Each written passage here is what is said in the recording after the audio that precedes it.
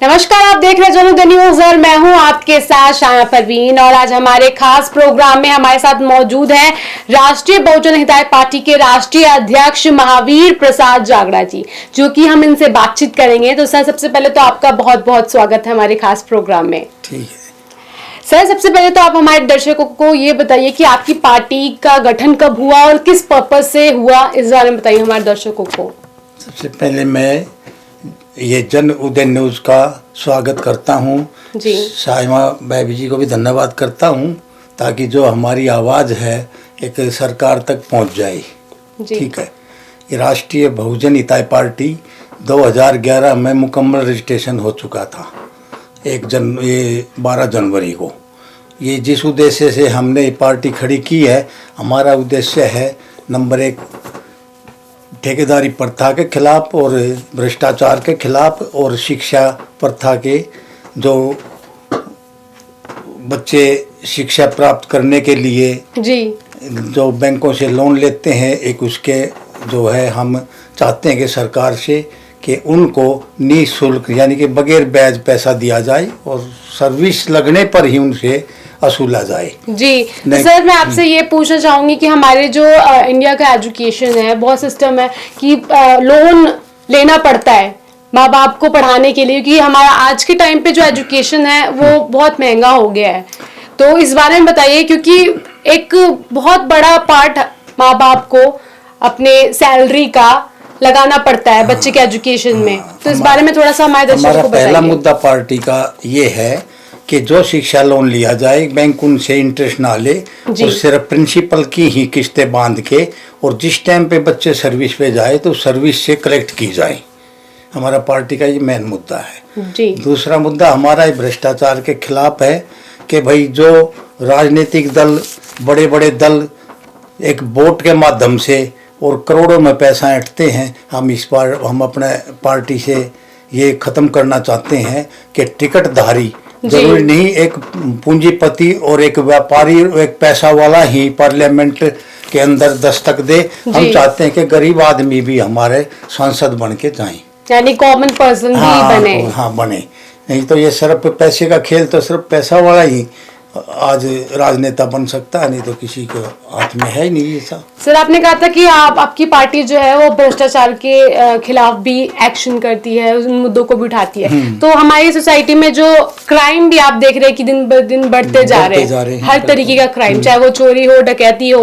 तो इस बारे में थोड़ा सा बताइए हमारे दर्शकों को। देखो, जो जैसे सरकार कोई भी आज कानून बनाने जाती है जी, जैसे अब ताजा मुद्दा हमारा उठा हुआ है ये किसान मुद्दा जी। इसके ऊपर मैं तो ये कहूँगा कि सरकार ने संगठन से राय लेनी चाहिए थी, उसके बाद में कानून को फॉलो करना था जी। इन्होंने किसी संगठन से कोई सलाहबाजी नहीं ली और अपना बैठे अपने और उसको पास कर दिया। ये भी एक लोकतंत्र के खिलाफ है जी।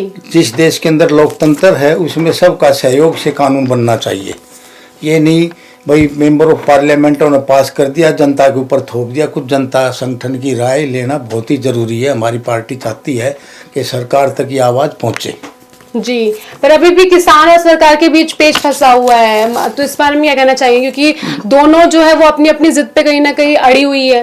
वो कानून वापस लेने के लिए तैयार नहीं है और वो रद्द करवाने को तैयार है। देखो, ये जो कानून जो बनाए जाते हैं, थोपे जाते हैं जनता पे, ये अभी मैंने बताया कि किसी भी कोई भी कानून बनाओ, हर कानून के अंदर संगठन होता है। जैसे किसान संगठन हो गया जी, कोई और संगठन हो गया, तो उनसे कानून बनने की पहले आवाज़ गूंजनी चाहिए उनके पास। हम कानून बनाने जा रहे हैं, उसको ये बेनिफिट है और ये आपको नुकसान है। उसकी जब नहीं मनसा सच होती तो उसको चेंज कर देना चाहिए, न कि आंदोलन करने के बाद कुछ चेंज किया जाए। ये सरकार की जल्दबाजी में बना है और ये ठीक नहीं है इस तरह का एक लोकतंत्र देश पर जनता का थोपना। सर, इससे पहले भी कई कानून आए थे जिसके खिलाफ विरोध प्रदर्शन किया गया है, तो सरकार ऐसा क्यों करती? क्योंकि देखिए, हर बार कोई ना कोई कानून आता है और फिर उसके विरोध में फिर वो लोग जो है धरना प्रदर्शन करने लगते हैं। तो जो अगर जिस के लिए ही एक कानून बन रहा है तो ऐसा होना चाहिए ना कि हाँ, उनके संगठन को विचार विमर्श करने के बाद ही उनके ऊपर वो चीज लागू की जाए। तो ऐसा क्यों करती है सरकार? ये सरकार की सिर्फ बड़ा संगठन जैसे एक पूंजीपतियों के साथ में जी। मिली हुई साजिश है। और ये जो आम आदमी खेती बाड़ी भी करता है या कोई अपना रोजगार करता है, आज जी। देखो प्राइवेट रोजगार बिल्कुल चरमरा गए हैं। हमारे कोरोना की स्थिति जिस टाइम पे चली है, जी। तो सरकारी आदमियों की तो बैंक में तनख्वाह आ गई, बच्चे पालन पोषण चल रहा है। एक प्राइवेट जो हाथ से दस्तकार आदमी है, जी जिन्होंने अपने रोटी खिलानी भी मुश्किल होगी बच्चों को, उसके पास सरकार की तरफ से कोई हेल्प नहीं मिली।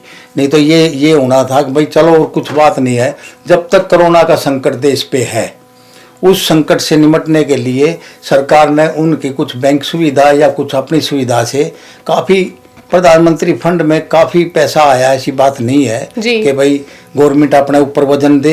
लेकिन फिर भी जो है ना, एक प्राइवेट संस्था, प्राइवेट जॉब करने वालों को कोई बेनिफिट नहीं मिला। वो भूख से मरे हैं और उन्होंने अलाम सलाम पैसा उठाया है, किसी को किसी भाव में अपने बच्चे पाले हैं।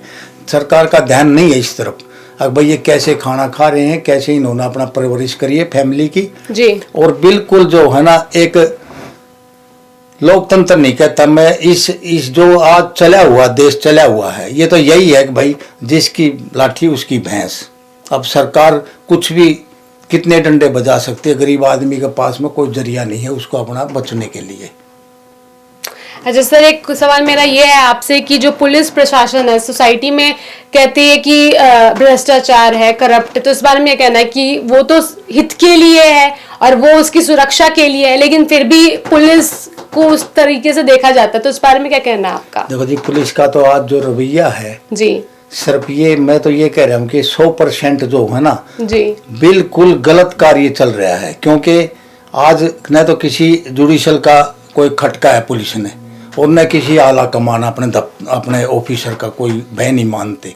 जी। मैं चाहता हूं कि इसके ऊपर पुलिस प्रशासन के ऊपर सरकार खास ध्यान दे, और जितने भी झूठे केस बनते हैं, गरीब आदमियों पे परेशानी करी जाती है, कि इंस्पेक्टर से कम किसी के ऊपर हाथ ना डाले। जैसे होमगार्ड वाला भी पकड़ लेता है कि इज्जतदार आदमी को, एक हवलदार सिपाही पकड़ लेता है। ये देश के अंदर ऐसा प्रशासन कानून स्वस्थ करना चाहिए इन्होंने, सरकार ने, और ध्यान देना चाहिए खास कि इंस्पेक्टर से कम कभी भी जो है ना किसी के ऊपर इस तरह की हाथ जी। नहीं डालना चाहिए। जी जी जहां अफसर आदमी होगा कुछ उसको समझ होती है, ऐसी बात नहीं है, जी लेकिन छोटों को इतनी नॉलेज नहीं होती कि मैं किस आदमी गर्दन पकड़ने जा रहा हूँ, उससे उसके बहुत बड़ी हानि हो जाती है। जैसे हमारे देश के अंदर बना हुआ है मानव अधिकार आयोग, जी एक मानव के ऊपर इस तरह का जो पड़ती है ना समस्याएं, तो वो वैसे भी मेंटली टेंशन हो जाती है। तो ऐसा मैं समझ ले, कभी पार्टी हमारी सत्ता में आई तो सबसे पहले स्वतंत्रता हम जनता को करेंगे। अच्छा सर, मेरा आपसे एक आखिरी सवाल ये है कि आप अपनी पार्टी को किस उद्देश्य में समाज को लेकर जाना चाहते हैं, क्या दिशा निर्देश देना चाहते हैं, किस दिशा में लेकर जाना चाहते हैं, आपकी प्रायोरिटी क्या है? मैं ये चाहता हूँ जी, हमारी पार्टी आए और उसमें शिक्षा के माध्यम से भी हम चाहते हैं कि जो बच्चे बेरोजगार हैं उन्हें कंपलसरी डिग्री मिलती है, सरकारी सर्विस दी जाए। किसी माध्यम से सरकार कोई भी बिजनेस अपना चलावे और उनकी सैलरी मिलनी चाहिए। चलो नौकरी नहीं लगा सकती सरकार, तो उनको कुछ न कुछ अपना रोजगार भत्ता इशू करना चाहिए, 10,000 का, 15,000 का, 20,000 का। जब तक सर्विस नहीं मिलती तो बेरोजगार बच्चों को कम से कम इतना तो नहीं हो कि शिक्षा को बदनाम नहीं करना चाहिए। हमारी पार्टी का ये खास उद्देश्य ये है कि हम नहीं चाहते कि सरकार इस तरह के पार्टी बर्दाश्त नहीं करेगी।